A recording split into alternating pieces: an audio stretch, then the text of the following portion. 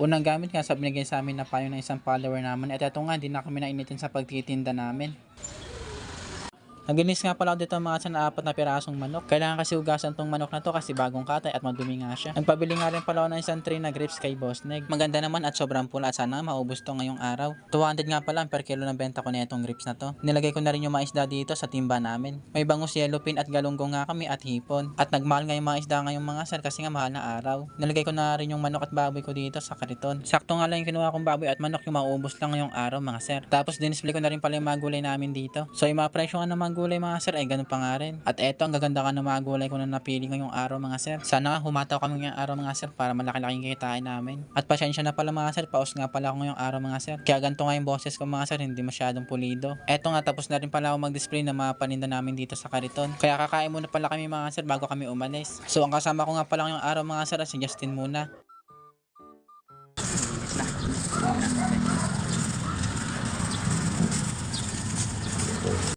Ang unang bumili nga sa amin, yung lagi sa amin bumibili dito sa Escanita. 215 po. 110 po.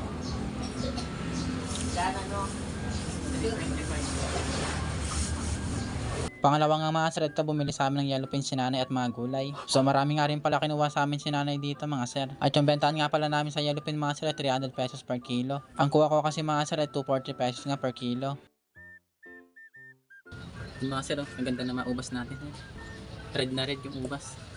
200 lang kilo, benta ko. Yung nga mga sir, medyo mainit na. Pero mamaya na namin ilalagay yung payong natin. Maaga pa naman. Kumuha naman dito si Suki na halagang 200 pesos na baboy.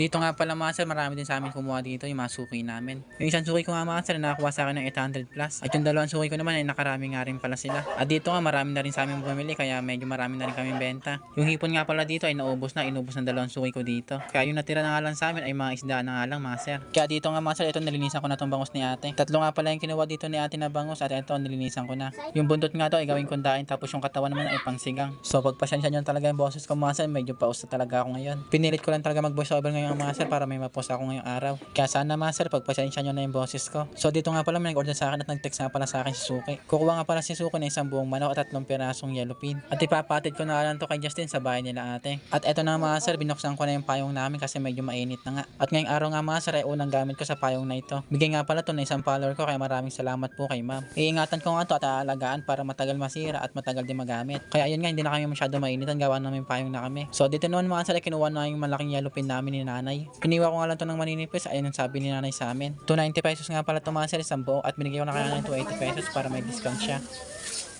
Ito ka talaga? Dito nga pala mga sir, ubos na rin yung manok baboy namin kasi pinaka ng isang suki namin. At eto nga mga sir, chinap-chap ko na para hindi na mag-chap-chap yung suki namin.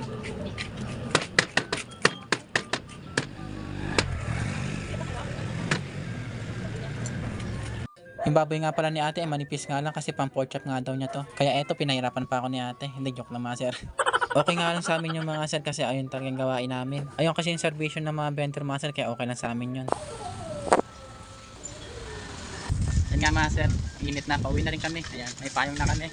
Hindi na kami mainitan ito, hindi na rin ako nag-jacket kasi may payong na kami. Sorry, malamig na, malamig. Pero itong kasama ko naka-jacket oh. Nilalamig daw. So eto nga, nandito na pala kami sa palengke at eto nga, papabalik ko na kay Justin yung mga isda namin natira. Konti nga lang pala yung natirang isda namin pero yung grapes namin ay madami nga. Yung mga tira natin mga sir, medyo marami pa yung gulay tapos natirang tayo ng ubas.